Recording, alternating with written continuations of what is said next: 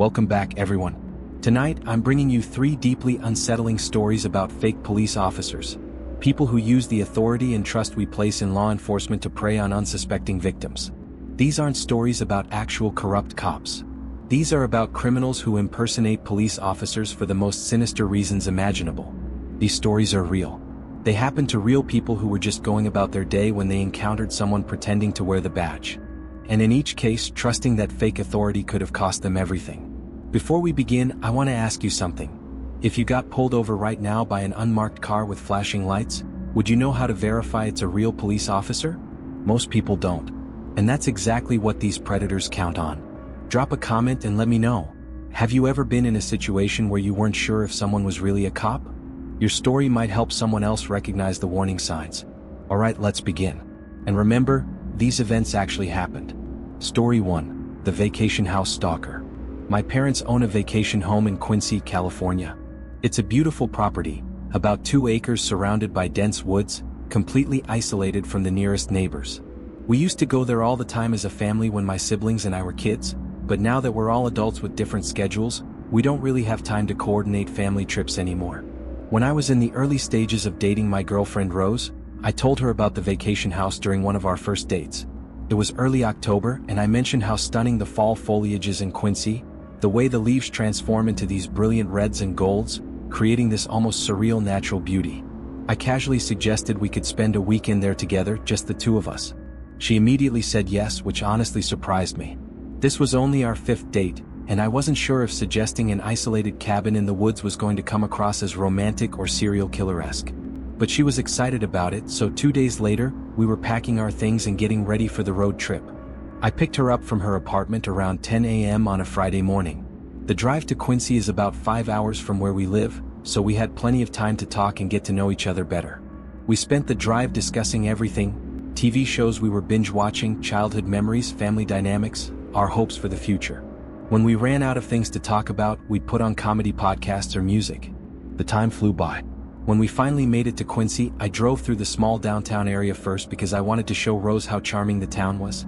It's one of those quintessential small California mountain towns, population maybe 5,000, with cute local shops, a historic courthouse, and that peaceful atmosphere you can't find in the city. About 10 minutes later, we arrived at the house. We have a simple wooden fence at the end of the driveway that we keep closed whenever the property is vacant. It doesn't have a lock or anything. It's just a basic deterrent to keep random people from wandering onto the property. I got out of the car to open the gate, then drove through onto the property. My dad pays landscapers to come every couple of weeks during the summer and fall, so despite nobody being there for a few weeks, the property looked well maintained and beautiful. Rose was genuinely impressed. "This is amazing," she said, looking around at the trees in the house. We arrived just in time for lunch, so we unpacked the car, I gave her a tour of the house, and then I turned on the hot tub so the water would be heated up for later that evening. After settling in, we drove back into town to grab lunch at one of my favorite local restaurants. A small place that serves incredible burgers and has been there since the 1950s. After eating, we did some sightseeing. We visited the Plumas County Museum, walked around the downtown area, and just enjoyed being together in this peaceful setting away from our normal lives. By the time we headed back to the house, it was starting to get dark. The sun sets earlier in the mountains, and by 6:30 p.m., the property was already cast in twilight shadows. We changed into our swimsuits and got into the hot tub on the back deck. The hot tub is covered by an awning, which provides some shelter, and the view from there looks out over the wooded backyard. It was really cold outside, probably in the low 40s, but the hot water felt incredible. We sat there talking and relaxing, enjoying the contrast between the cold air and the hot water. We'd been in the hot tub for maybe 20 minutes when we both heard it. The distinct sound of leaves crunching nearby. Footsteps moving through the underbrush at the edge of the property. We both went silent, listening carefully. "Is that a bear?" Rose whispered. "Maybe," I said, though I wasn't entirely sure. Bears weren't uncommon in the area, but this sounded different somehow. More deliberate than an animal rooting around. Then we heard it again, definitely footsteps moving closer to the house.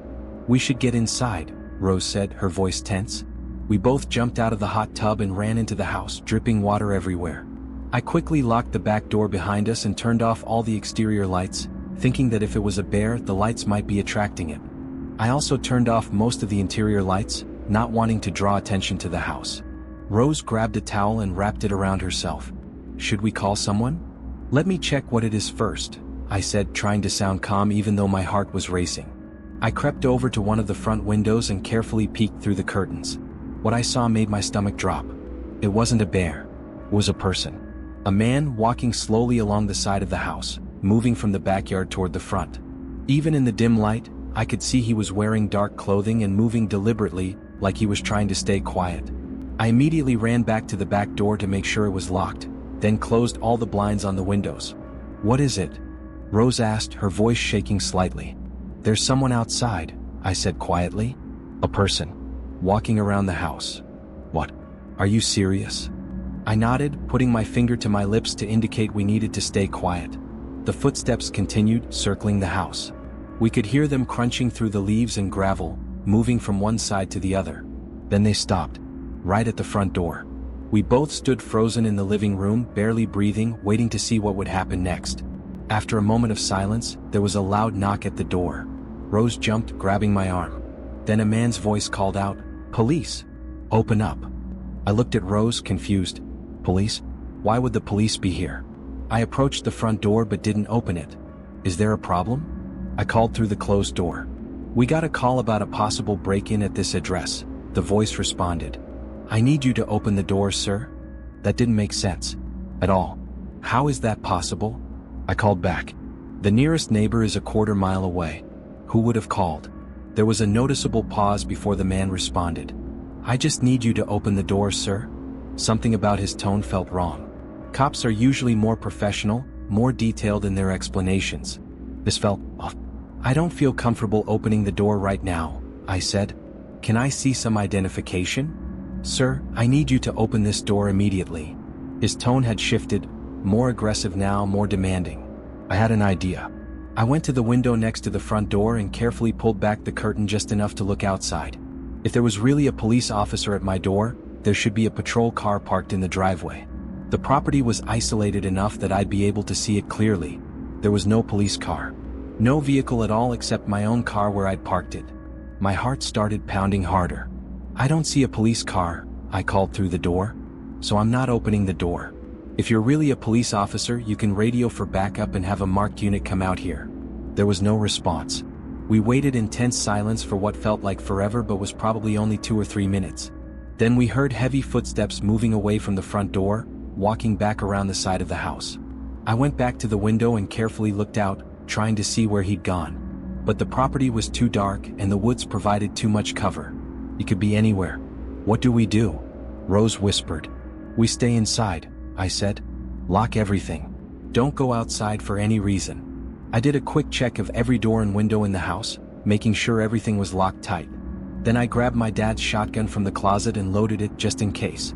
We spent the rest of the night in the bedroom watching movies on the laptop, trying to act normal but both of us constantly listening for any sounds outside. I kept the shotgun under the bed within easy reach. Eventually, we fell asleep around 2 a.m., exhausted from the adrenaline crash. The next morning, everything seemed normal. Bright sunshine, birds chirping, no sign of anyone on the property. We tried to enjoy the rest of the weekend. We went hiking in Plumas National Forest, had lunch at another local restaurant, saw a movie at the small theater in town. But both of us were on edge, constantly looking over our shoulders, wondering if we'd see that man again. When we got back to the house that evening, just as it was getting dark, we pulled onto the property and Rose suddenly screamed. Oh my God. I slammed on the brakes, thinking I was about to hit something. What? What is it? She pointed toward the house, her hands shaking. Someone was just there. They ran into the woods. I looked where she was pointing and caught just a glimpse of a figure disappearing into the tree line. A dark shape moving quickly between the trees before vanishing completely. Are you sure? I asked, though I could tell from her face she was absolutely certain. Yes. They were standing right by the front door. When we pulled up, they ran. This was escalating. Whoever this person was, they'd come back. And they were watching the house, waiting for something. I tried to keep Rose calm even though I was terrified too. It's okay. We have the gun. We're leaving tomorrow morning anyway. We'll be fine. I pulled the car as close to the front door as possible, then we quickly got out and ran inside, locking the door immediately behind us. I did another complete check of the house. Every door, every window, every possible entry point. Everything was locked. We weren't going outside again that night. We packed our things so we'd be ready to leave first thing in the morning, then retreated to the bedroom for the rest of the evening. After watching a movie, we tried to sleep around 11 p.m. That's when I started hearing it. A strange scraping sound coming from outside.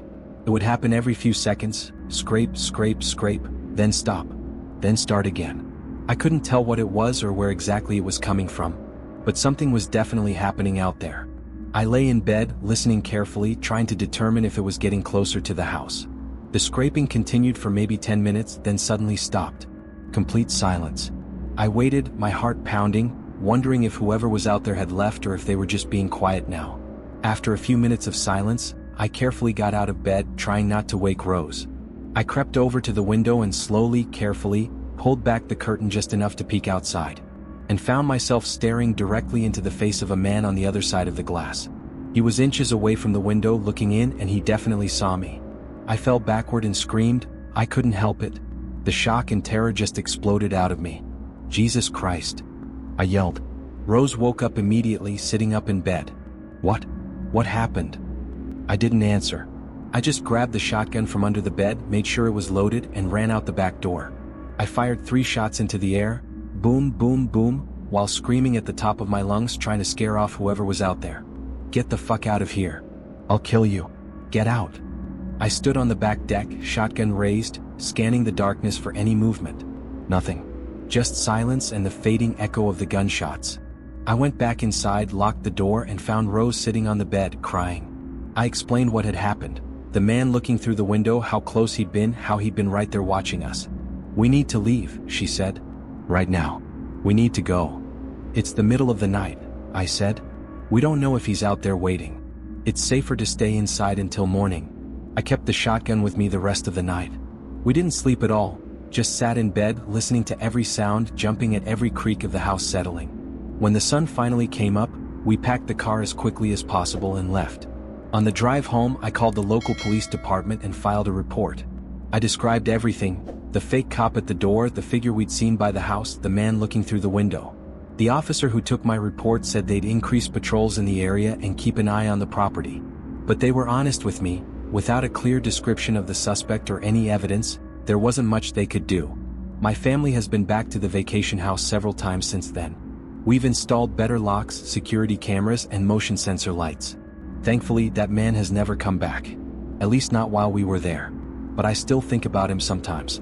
About how he pretended to be a police officer to try to get us to open the door. About how he kept coming back, watching the house, waiting for his opportunity.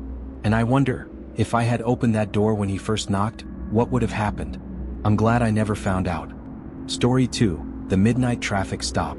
This happened to me about 3 years ago when I was driving through Colorado in the middle of the night. I was on a solo road trip, one of those spontaneous decisions to just get in the car and drive, clear my head, see some new places. I'd been on the road for about 6 hours, and it was around 1 a.m. when I found myself in Tabernash, which is a tiny mountain town with a population of maybe 400 people. Basically, it's the kind of place where there's one gas station, one restaurant, and a whole lot of nothing. I stopped to fill up my tank and grab some snacks.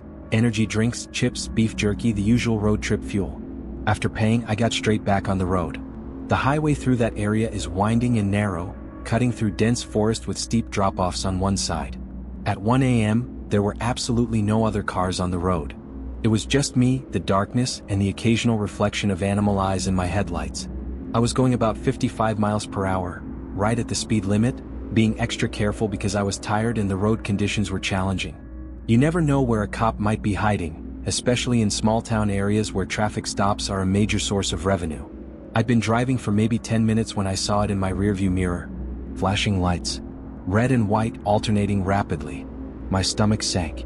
I immediately looked at my speedometer. I was going 56 miles per hour. Maybe 2 miles per hour over the limit at most. I pulled over onto the shoulder and the vehicle behind me pulled over as well. I sat there for a moment, hands on the steering wheel, trying to figure out why I was being pulled over. I hadn't been speeding. I hadn't been swerving. All my lights were working. I checked before leaving on the trip.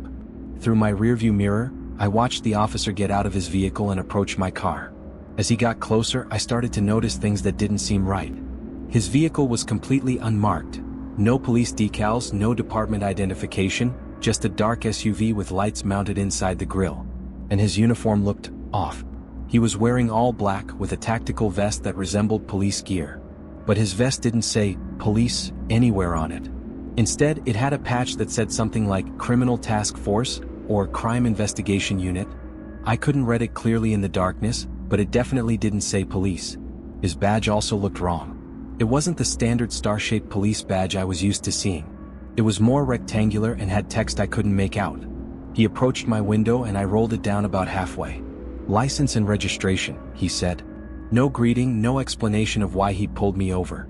I've been pulled over a handful of times in my life, and every single time, the officer has started by explaining why they stopped me before asking for documents. This felt wrong. "Is there a reason you pulled me over?" I asked, keeping my tone polite but firm. "I'll get to that in a minute," he said. "License and registration." "I'd like to know why I was pulled over first," I said. "I know I wasn't speeding and none of my lights are out." "Sir, I'm not going to ask you again. License and registration."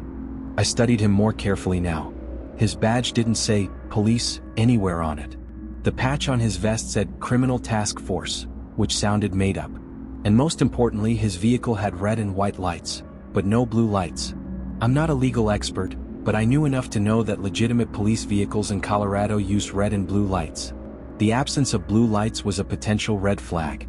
"Are you actually a police officer?" I asked directly. His expression hardened. "I'm part of an undercover unit. Now give me your license and registration." "Can I see your badge number?" I asked. "I don't have to show you that," he said. That was a lie. I knew that much. Police officers are required to provide their badge number and identification when requested during a traffic stop. Everything about this situation was screaming danger at me. "Sir, I need you to step out of the vehicle," he said, his tone getting more aggressive. "I'm not comfortable doing that," I said. "Can you call a supervisor to the scene? I'd like to verify this is a legitimate traffic stop." His jaw clenched. He put his hand on my car door handle, trying to open it. Thank God I'd locked it. "Open this door right now," he demanded, raising his voice. "If you're a real police officer, you shouldn't have any problem getting a supervisor here," I said, my heart pounding. "Until then, I'm staying in my vehicle." He started yelling now. "Get out of the car. Get out of the car right now." I made a split-second decision. I rolled up the window, put the car in drive, and pressed the accelerator. I heard him shout something behind me as I pulled back onto the highway, but I didn't stop.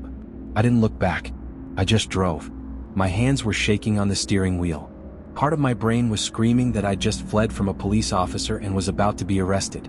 But another part, the part that had noticed all those wrong details, knew I'd made the right call. I looked in my rearview mirror and saw the unmarked vehicle pull onto the highway behind me, lights flashing. He was following me. I grabbed my phone and dialed 911, trying to keep my voice steady as I explained the situation. "I'm being followed by someone who I believe is impersonating a police officer," I said. He pulled me over in an unmarked vehicle with red and white lights, no blue lights. His uniform doesn't say police. He refused to provide a badge number. He tried to force me out of my car, and when I refused, I drove away. Now he's chasing me. The dispatcher asked for my location and description of the vehicle following me. I gave her everything I could, my approximate location on the highway, the make and model of the SUV, the fact that it had red and white lights but no blue. "Sir, I need you to stay on the line with me," she said calmly. "The nearest police station to your location is the Fraser Winter Park Police Department. I'm dispatching a real officer to meet you there right now. Can you make it there safely?" "Yes," I said. "How far is it?" "About 8 minutes from your current location. I'm going to give you directions." She guided me turn by turn, staying on the phone with me the entire time. The unmarked SUV followed me for about half the journey, lights still flashing. But as we got closer to the police station, as we entered a more populated area with street lights and buildings, he suddenly turned off his lights and made a hard right turn at an intersection, disappearing from view. He was gone. And that confirmed everything. A real police officer would have followed me all the way to the station. A fake cop would bail the moment things got too public. I pulled into the Fraser Winter Park Police Department parking lot, where an actual marked patrol car was waiting. The officer got out as I parked. A real officer in a proper uniform with a proper badge and a real patrol car with red, white, and blue lights. I got out of my car, and I'm not ashamed to say I was shaking. The adrenaline crash was hitting me hard. The officer introduced himself and asked me to describe exactly what had happened. I walked him through every detail: the traffic stop, the officer's appearance, the wrong uniform, the missing blue lights, the refusal to provide a badge number, the attempt to force me from my vehicle, the chase. He took detailed notes and said they'd be increasing patrols in the area and looking for vehicles matching the description I'd given. "You did the right thing," he told me. "Everything you described are classic signs of a fake cop. Real officers will always identify themselves properly, provide badge numbers when asked, and if you request a supervisor, they'll radio for one. They won't try to physically remove you from your vehicle without cause." He recommended I file a full report, which I did. I gave them everything: my contact information, a detailed description of the fake officer and his vehicle, the exact location and time of the traffic stop. Before I left, the officer gave me some advice that I'll never forget. "If you're ever in a situation like this again and you're not sure if it's a real cop, call 911 immediately. You have the right to do that. Tell them you're being pulled over and you want to verify it's a legitimate officer. They'll contact the department and confirm whether there's actually an officer at that location conducting a traffic stop. And if you're being pulled over by an unmarked car in an isolated area at night, you're legally allowed to slow down, put your hazards on, and drive to a well-lit public area before stopping. Real cops will understand and follow you there." I thanked him and finally continued my trip, though I was too shaken to drive much further that night. I found a hotel about 20 minutes away and checked in, barely sleeping because I kept replaying the encounter in my head. The police never caught the guy. They found similar reports from other drivers in the area over the following weeks, but without a license plate number or clear identification, there wasn't much they could do. I still think about that night sometimes. About what would have happened if I'd gotten out of the car. If I'd followed his orders.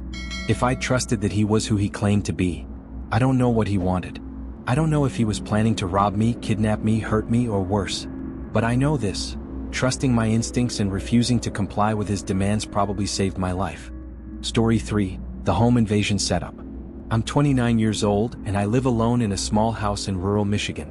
It's about 2 hours outside Detroit, far enough from the city that I feel like I can actually breathe, but close enough that I can still drive in for work during the week. I bought the house about a year ago specifically because I wanted to escape the city lifestyle I'd grown up with. I was tired of the noise, the crime, the constant stress of being surrounded by people all the time. My house sits on about 3 acres of property, and my nearest neighbor is about a quarter-mile away. It's the kind of place that might seem isolated or even creepy to some people. The kind of house where horror movies are usually set. But I loved it. I loved the quiet. I loved being able to sit on my porch and not hear traffic or sirens or people yelling. I loved seeing stars at night instead of light pollution. I worked in the city Monday through Friday, then drove out to my house every Friday evening and stayed there through the weekend. It was my escape, my sanctuary. I didn't have many friends in the rural area, but that wasn't why I moved there anyway. I moved there to be alone, to decompress from work stress and social obligations. One Friday evening, shortly after I arrived at the house for the weekend, there was a knock at my front door. I opened it to find a man in his mid-30s standing on my porch, holding a clipboard. He was wearing business casual clothes, khakis and a polo shirt with some kind of logo I didn't recognize. "Good evening, sir," he said with a practiced smile. "I'm with Atlas Home Security. Are you currently satisfied with your home security system?" I immediately knew he was selling something. Door-to-door salesmen were pretty common in rural areas. Alarm companies, solar panels, internet providers, you name it. "I don't have a security system," I said. "And I'm not really interested, but thanks." He didn't take the hint. Instead, he launched into his pitch. "Actually, sir, that's exactly why I'm here. Are you aware of the recent break-ins in this area? We've had 3 home invasions in the past month within a 5-mile radius of your property. As a homeowner, especially living alone in an isolated area, you're at significant risk." I hadn't heard about any break-ins, which made me skeptical. Our local crime rate was virtually non-existent. That was one of the reasons I'd moved here.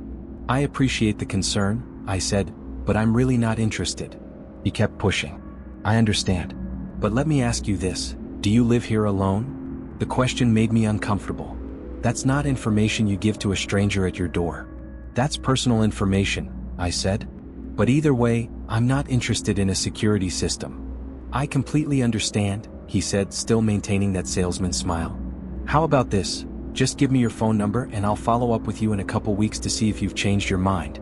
If I call you back within that time frame, I can waive the installation fee completely. That's a $300 value." I hesitated. part of me wanted to just say no and close the door. But waiving the installation fee was actually a pretty good deal, and I figured I could always just not answer when he called. "Alright, fine," I said and gave him my phone number. He wrote it down, thanked me profusely, and left. I didn't think much of it after that. I went to the kitchen, made dinner, and settled in to watch Yellowstone on the couch. I was in the middle of a serious binge, watching episode after episode. Around 11 p.m. there was a knock at the door. I paused the show and sat there for a moment, confused. 11 o'clock at night is way past the appropriate time to knock on anyone's door, especially in a rural area where people go to bed early. I wasn't super close with my neighbors, so I wouldn't expect it to be one of them. And anyone I actually knew would call or text first. I ignored the knocking and went back to watching my show. But the knocks persisted. Louder now, more insistent. Knock, knock, knock, knock, knock. I still didn't get up. There was no way I was answering my door at 11 p.m. to some random person. Then there was a third round of knocking, even louder and more aggressive. Knock, knock, knock, knock. Now I was getting concerned. This person wasn't leaving. They were getting more persistent, which meant they either really needed help or were up to something bad. I went to the door but didn't open it. "Who's there?" I called through the wood. No response. This is literally how every horror movie starts.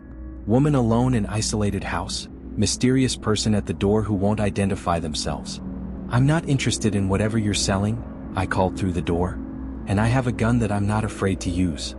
I don't actually own a gun, something I was starting to regret, but it's an easy enough threat to make someone think twice about messing with you. The knocking stopped. I waited by the door for a moment, listening, then went back to the couch. I thought that was the end of it. Then my cell phone started ringing. I looked at the caller ID and my blood ran cold. It said, 911 Emergency Services. I'd never received a call from 911 in my entire life. I didn't even think that was possible. I always assumed that if the police needed to contact you, it would show up as unknown number, or county sheriff, or something like that. But there it was, clear as day, 911 Emergency Services. I answered the phone cautiously. "Hello? Is this George Mitchell?" a man's voice asked. "Yes, who is this?" "This is the Oakland County Police Department. We have officers outside your residence right now. There's been a report of suspicious activity on your street, and we need to ask you some questions. Can you please open the door?" Everything about this felt wrong. If there are officers outside my house, why didn't they identify themselves when they knocked? I asked. "Sir, we need you to cooperate. We have officers on scene, and we need to speak with you about a potential crime that occurred in your area." "Okay," I said slowly. "Can you have the officers go to my front window so I can see them and verify they're actually police before I open the door?" "Sir, that's not how this works. Our officers are outside your door. You need to open it and comply with their instructions." "I'm sorry, but if they're real police officers, they can absolutely come to the window and show me their badges," I said. "I'm not opening my door to someone I can't verify is actually law enforcement." There was a pause on the other end. "Sir, you're obstructing an investigation. If you don't open this door, we'll be forced to enter by other means." That was it. That was the line that confirmed this was absolutely not a real 911 operator or real police officers. "I'm hanging up now," I said. "If you're real police, you can wait there while I call 911 myself to verify." I hung up. Immediately they tried calling back. The same caller ID, 911 Emergency Services. I declined the call and put my phone on Do Not Disturb. Then I actually called 911 from my phone. The real 911 operator answered, and I quickly explained the situation. Someone knocking on my door late at night, refusing to identify themselves, then calling me from a number that appeared to be 911, claiming to be police officers. "Sir, that is absolutely not a legitimate call," the operator said firmly. "We do not call citizens and demand they open their doors. And our number cannot be spoofed to show 911 Emergency Services on caller ID. That's impossible. You're dealing with scammers, and given the circumstances, you may be in danger. Are you alone in the house?" "Yes," I said, my voice shaking now. "Okay, I need you to lock all your doors and windows right now. Find something you can use to defend yourself if necessary. I'm dispatching officers to your location immediately. Stay on the line with me." I was still on the phone with her when I heard it. Someone was trying the back door. The handle was being jiggled, turned back and forth, tested. "They're trying my back door," I told the operator, my voice barely above a whisper. "Officers are en route," she said. "Estimated arrival is 8 minutes. Stay away from all doors and windows. Do not open any doors. Do you have a weapon?" "No," I said. I don't own a gun. That's okay. Find something heavy, a baseball bat, a kitchen knife, a hammer, anything. And go to a room where you can lock the door and barricade yourself if necessary. I grabbed the largest kitchen knife I had and went to my bedroom, which had a lock on the door. That's when I heard it. Bang, bang, bang. Someone was kicking or ramming the back door, trying to break it down. They're trying to break in, I told the operator, my voice breaking. They're kicking the door. I'm showing officers are 6 minutes out, she said. Make noise. Yell that the police are on the way. Let them know they're going to get caught. I went to the bedroom window, which faced the back of the house, and screamed as loud as I could. The police are on the way. You're going to get arrested. Get out of here. I heard a voice yell back, this is the police. Open the door. But I could see them now through the window. 2 men wearing ski masks and dark clothing trying to kick down my back door. One of them looked up and saw me in the window. He saw that I was on the phone. They must have realized I was talking to the actual police because they immediately stopped kicking the door and ran. They disappeared into the darkness beyond my property line, heading toward the woods. I stayed on the phone with the 911 operator, watching through the window, until I saw the flashing lights of actual police cars pulling into my driveway. 2 patrol cars, real marked units with real police officers in proper uniforms. I let them in and they did a complete search of my property with flashlights, looking for any sign of the intruders. They were gone. But the damage to my back door was obvious. Deep dents in the wood where they'd been kicking it, scuff marks on the door frame. One of the officers, a veteran cop who'd been with the department for over 20 years, sat down with me and walked me through what had happened. This is a sophisticated operation, he explained. They're spoofing 911 calls, making it look like the call is coming from emergency services when it's actually coming from a burner phone with specialized software. They use this to try to get people to open their doors late at night. Once you open the door, they force their way in, rob you, and in some cases hurt you. How do they know who to target? I asked. The door-to-door security salesman, he said. That's how they scout properties. They come to your door, see if you're home alone, assess how isolated your house is, and collect your phone number so they can spoof the 911 call later. You said you live alone? Yes, I said, realizing with horror that I'd basically told the salesman everything he needed to know to target me. He picked your house specifically because you're isolated and you told him you were alone, the officer said. You were the perfect target. I felt sick to my stomach. The officer recommended I install an actual security system, get motion sensor lights for the exterior of my house, and consider adopting a large dog. He also told me something that I've thought about every day since. You did everything right tonight. You didn't open the door. You didn't trust the caller ID. You called 911 yourself to verify. Those decisions probably saved your life. The police increased patrols in my area for the next few weeks. I installed security cameras, motion lights, and a proper alarm system. I also talked to my neighbors, all of them within a 1-mile radius, to warn them about what had happened. None of them had been visited by the security salesman. My house had been the only one targeted. I still live there and I still love the isolation and the quiet. But I'm much more careful now. I never open the door to unexpected visitors. I verify everything through security cameras first, and I trust my instincts when something feels wrong. Because sometimes, the person claiming to be there to help you is actually the person you need to be most afraid of. 3 people. 3 fake cops. 3 close calls that could have ended in tragedy. I want to thank everyone who shared their stories. These experiences are terrifying, but by sharing them, we can help other people recognize the warning signs and protect themselves. Here are some important things to remember. Real police officers will identify themselves clearly and provide badge numbers when asked. Have marked vehicles with red, white, and blue lights.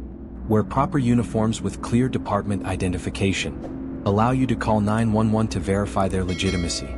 Follow you to a well-lit public area if you signal and drive there slowly. Fake cops often drive unmarked vehicles with only red and white lights. Wear generic, tactical clothing without proper insignia. Refuse to provide badge numbers or identification. Become aggressive when you ask questions. Try to force you from your vehicle or into your home. Operate in isolated areas late at night. If you're ever unsure, call 911 immediately. You have that right, and real officers will understand and confirm their legitimacy through dispatch. If tonight's stories resonated with you, please like and subscribe. Share these stories with your friends and family. The more people who know these warning signs, the harder it becomes for these predators to operate. Stay safe out there. Trust your instincts. And remember, Real cops won't mind you verifying their identity. Fake cops will. Until next time.